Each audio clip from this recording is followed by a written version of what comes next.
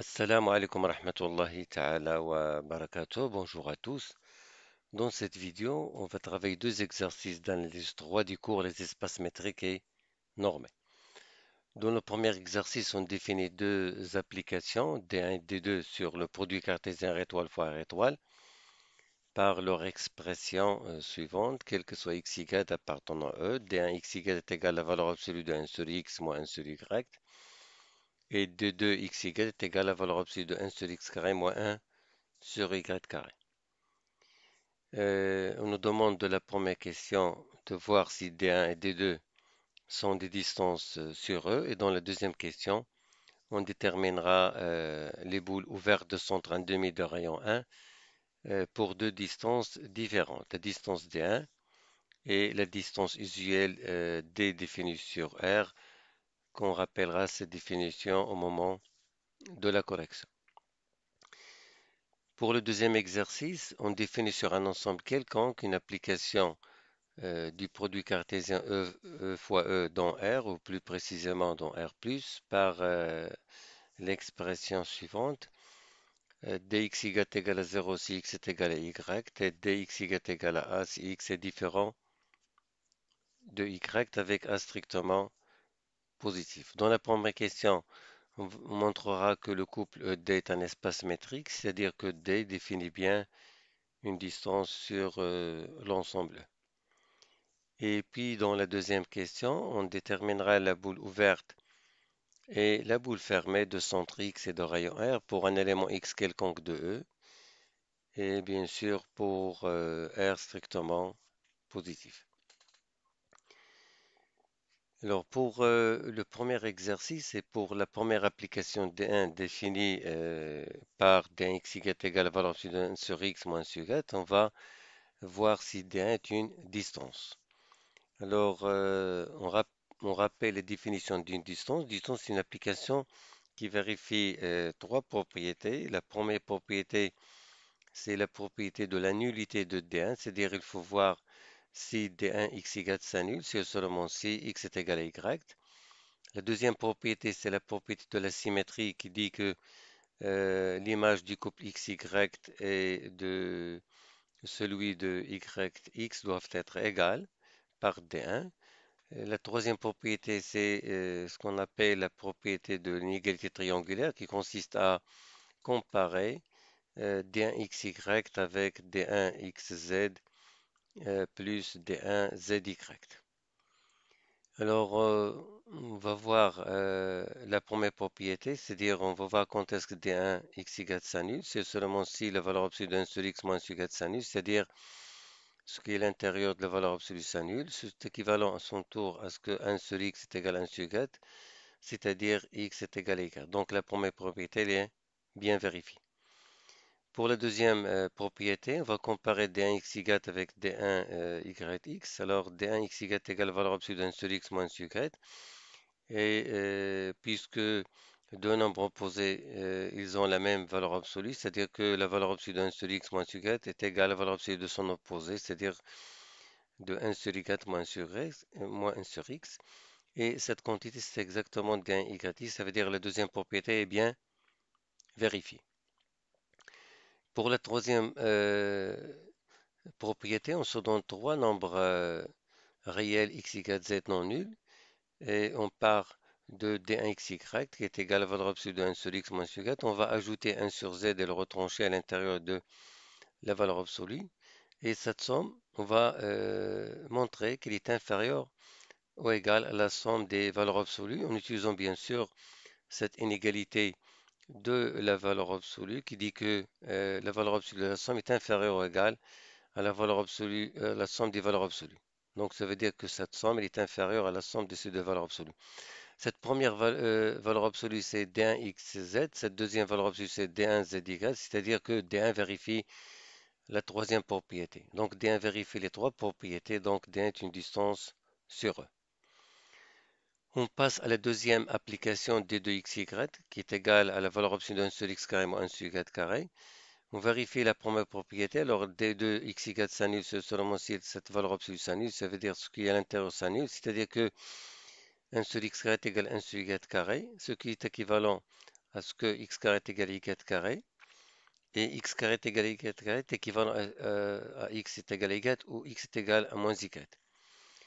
Donc on peut dire que d2xy est égal à 0 n'est pas équivalent tout simplement à x est égal à y parce qu'on a une autre proposition de plus. Ça veut dire il se peut que l'image s'annule sans que x est égal à y. Ça veut dire il se peut que x est égal à moins y. Donc on peut dire que D2 ne vérifie pas la première propriété, donc D2 n'est pas une distance sur E. On peut se restreindre à donner un contre-exemple d'après ce résultat qu'on vient de trouver. Ça veut dire on peut considérer deux nombres opposés qui sont bien sûr différents, mais leur image est égale à 0. Par exemple, on peut choisir 1 et moins 1. Ils sont différents et pourtant leur image par D2 est égale à 0. Donc D2 ne vérifie pas sa première propriété, donc ce n'est pas une distance définie sur 1. On passe maintenant à la deuxième question et on va déterminer tout d'abord la boule ouverte de centre 1,5 et de rayon 1 relativement à la distance D1. Par définition, c'est quoi? C'est l'ensemble de tous les éléments X qui appartiennent à l'étoile, tel que l'image du couple X 1,5 par D1 est inférieure strictement à 1. Alors on va évaluer cette inégalité. Alors d'après la définition de D1, alors D1 XY x 1,5, c'est la valeur absolue de la différence de l'inverse de x avec l'inverse de 1,5 qui est égal à 2, et cette valeur absolue est inférieure à 1. Il y a une propriété qui dit que la valeur absolue de grand X est inférieure à A, c'est seulement si grand X est comparaison moins A et A, c'est-à-dire que cette inégalité est équivalente à 1 sur X moins 2 compris entre moins 1 et 1. On va ajouter le nombre 2 aux trois membres de cette inégalité double, alors on obtient 1 sur x compris entre 1 et 3. Les trois nombres sont strictement positifs, donc on peut les inverser. Alors on obtient x compris entre 1 sur 3 et 1. C'est-à-dire que la boule ouverte de centre 1,5 de rayon 1 relativement à la distance d1, c'est l'intervalle ouvert 1 tiers 1. Pour la deuxième boule ouverte de centre 1,5 de rayon 1 relativement à la distance D1, ça veut dire la distance définie sur R, c'est la distance usuelle. Elle est définie par son expression dx est égale à la valeur absolue de x moins y. À ce moment-là, la boule ouverte de centre 1,5 de rayon 1 relativement à cette distance, c'est l'intervalle 1,5 moins 1, 1,5 plus 1. Ça veut dire le centre moins le rayon, virgule, le centre plus le rayon, qui est égal à moins 1,5, 3,5. On passe maintenant au deuxième exercice et à la première question. On va montrer que le couple OD est un espace métrique, c'est-à-dire que D définit bien une distance sur 1. Alors on revient à l'énoncé pour voir comment il définit l'application D. Alors il est défini par l'image XY est égale à 0 si X est égal à Y. Ça veut dire que la première propriété elle est bien vérifiée par définition elle-même. Ça veut dire que l'image du couple X s'annule, c'est seulement si X est égal à Y. Quant à la deuxième propriété aussi, elle est bien vérifiée par définition elle-même, c'est-à-dire que si x est égal à y, alors y est égal à x, donc l'image du couple x, y est égale à l'image du yx est égal à 0 dans ce premier cas. Et si x est différent de y, ce qui est équivalent à dire que y est différent de x, leur image est égale à a, donc la deuxième propriété est bien vérifiée. Alors pour la troisième propriété, il faut prendre trois éléments de x, y, z et comparer dxy avec dxz plus dzy.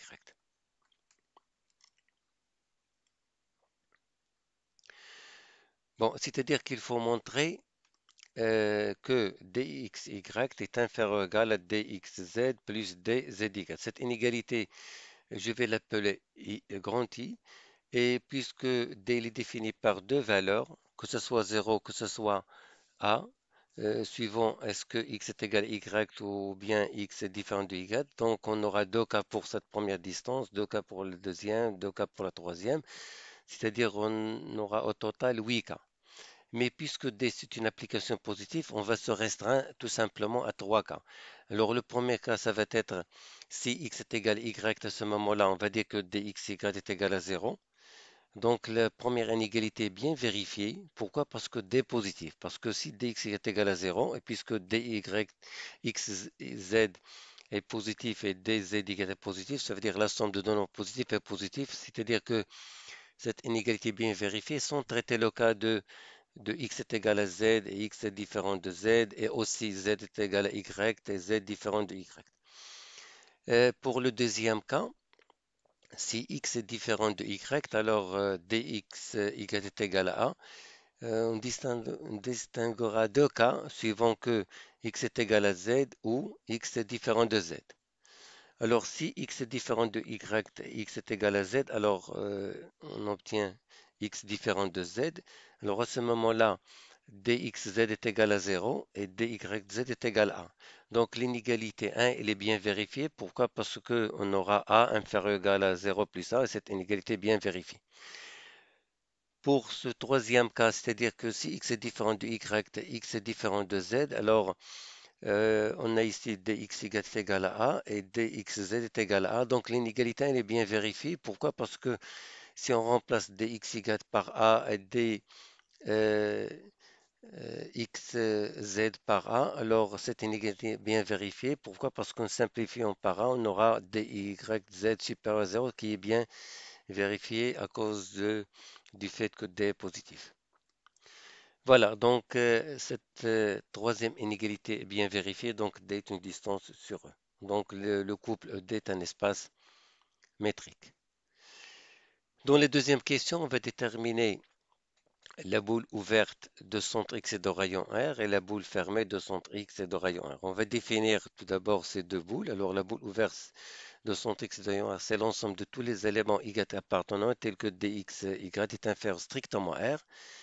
Alors que pour la boule fermée de son X et de rayon R, c'est l'ensemble des éléments Y qui appartiennent, tels que dxy est inférieur ou égal à R. Ici, on a une égalité stricte, on a ici une égalité au sens large. Alors ici, on va distinguer trois cas. Le premier cas, R strictement compris entre 0 et A. Le deuxième cas, A est égal à R. Troisième cas, A inférieur strictement à R.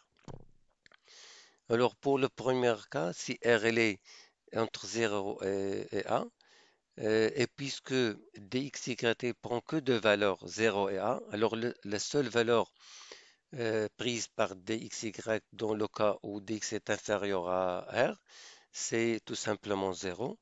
Pour la boule fermée, même chose, la seule valeur prise par dxy, ça va être 0. Donc, dans les deux cas, dxy est égal à 0. Et quand est-ce que dxy est égal à 0? Si x est égal à y. Ça veut dire les valeurs y qui appartiennent, qui vérifient ces deux inégalités, ça va être tout simplement x. Donc, les deux boules vont être tout simplement égales à singleton x. Pour le deuxième cas, si r est égal à a, donc ici, si je remplace ici r par a, la seule valeur prise par cette distance est tout simplement 0.